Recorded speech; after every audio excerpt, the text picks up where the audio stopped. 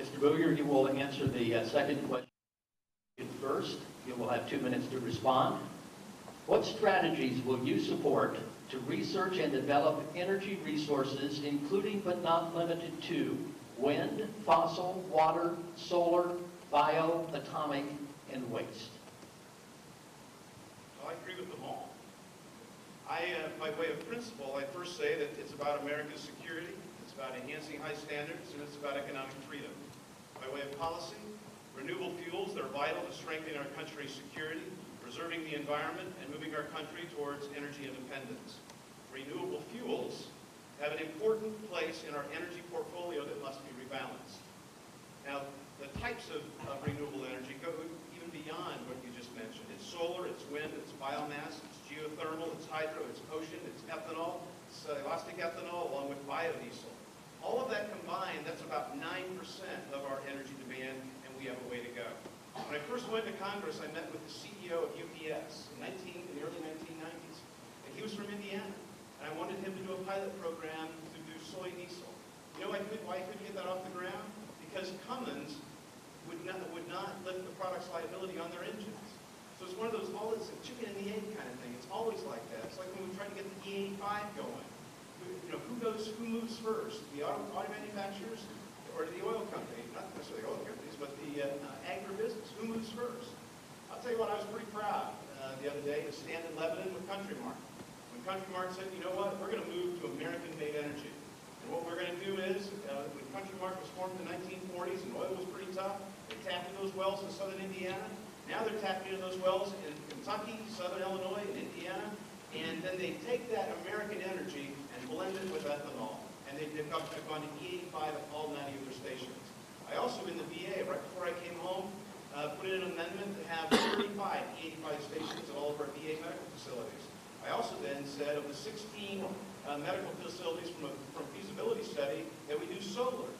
And I could not believe it when my Democrat colleagues defeated the solar amendment. We will rebalance America's portfolio, and the renewable fuels and energy will be part of rebalancing to get us to the alternative energy future we see. Nels, you have 2 minutes to respond. Well, there is probably no issue on which there is a greater difference between my opponent and me than on energy and what has been done, and particularly indicated by his very last comment, saying that Democrats defeated solar energy. Democrats didn't defeat solar energy. Solar energy is not a Democratic issue or a Republican issue. One of the problems we have in energy is too much partisanship. And I have to say it's true of both parties. There are too many party bosses in both sides who want to preserve an issue for the next election rather than solve the problem. That's been going on through the entire 16 years that my opponent has been there, and it's been going on longer than that. It's not a Republican to blame or a Democrat to blame, but Congress definitely is to blame. 30 years ago, I had the opportunity to work in the United States Senate. It was a great opportunity. Senator Birchby asked me not only to do work on constitutional issues, which I did, but he asked me to advise him on energy policy and agricultural policy. My first advice to him was to offer legislation to allow farmers to use their set-aside acres to grow crops for fuel rather than just lying idle. That became a very popular proposal. It was introduced by Senator By. It was co-sponsored by Senator Lugar. It became law, but it has not been followed by any of the administrations since that time. The oil lobby has been very powerful. The vested interests are very powerful, and there was too much willingness to simply hope that this would continue, that oil would be available. I support drilling. I support drilling offshore. I support drilling in the Arctic wherever it can be done safely and in an environmentally sound manner.